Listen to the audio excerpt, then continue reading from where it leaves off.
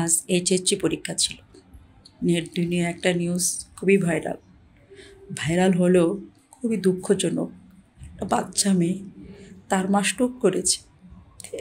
তখন তার পরীক্ষার সময় হয়ে গেছে। এই মেয়েটা তখন কি করবে? মায়ের কাছে যাবে না পরীক্ষা দিতে যাবে? তার ক্ষুদ্র জ্ঞানে যা মনে হয়েছে সে তাই করেছে। সে তার মায়ের কাছে গেছে। একজন সন্তান তো তাই করা উচিত, তাই না? আমার মনে হয় তাই করা উচিত। সে তাই করেছে। সে তার মায়ের কাছে থাকছে, তার বাবা নেই। তার মা তার দুনিয়া, তার জান্নাত, তার পৃথিবী। তবুও মেয়েটা শেষ মুহূর্তে গিয়েছে পরীক্ষা দেওয়ার জন্য। ততক্ষণে অনেক দেরি হয়ে গেছে, 1.5 ঘন্টা লেট। তাকে পরীক্ষা হলে ঢুকতে দেয় নাই। মেয়েটা গেটের সামনে বসে মাথায় হাত দিয়ে কান্নাকাটি করছে। তার দুনিয়াটা তখন অন্ধকার হয়ে গিয়েছে। একদিকে তার মা অসুস্থ, অন্যদিকে সে পরীক্ষাটা দিতে পারে নাই।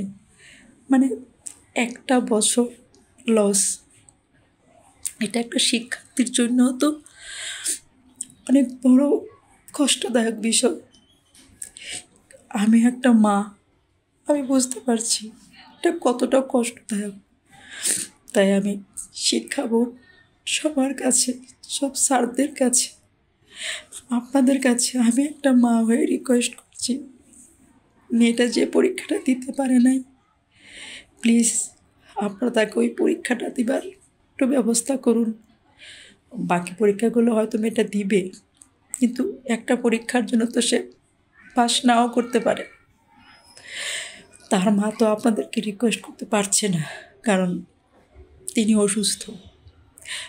আমি একটা মা হয়ে, দেশের একজন নাগরিক হয়ে আপনাদের কাছে রিকোয়েস্ট করছি, প্লিজ যে পরীক্ষাটা মেয়েটা দিতে পারে নাই, সে পরীক্ষাটা দেওয়ার একটু ব্যবস্থা করুন।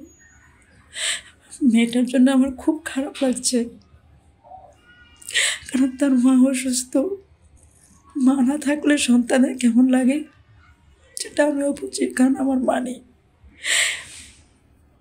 মানবিক দিকে বিবেচনা করে আপনারা তাকে পরীক্ষাটা দিতে দিন। আপনারাই তো অনেক বড় গার্জিয়ান, তাদের বাচ্চাদের গার্জিয়ান তো আপনারাই, কারণ আপনারাই পরীক্ষা দেওয়ার, অনুমতি দেওয়ার মালিক। আপনারা যদি পরীক্ষাটা দিতে দিন, মেয়েটার একটা বছর বেঁচে যাবে, লস হবে না। প্লিজ আপনারা মেয়েটাকে পরীক্ষা দিতে দিন, রিকোয়েস্ট। এটা আমি মানবিক দিক থেকে বলছি। শিক্ষা বোর্ড সবার কাছে আমার একটা রিকোয়েস্ট, আপনারা ওকে ওই পরীক্ষাটা দেওয়ার একটু ব্যবস্থা করুন প্লিজ।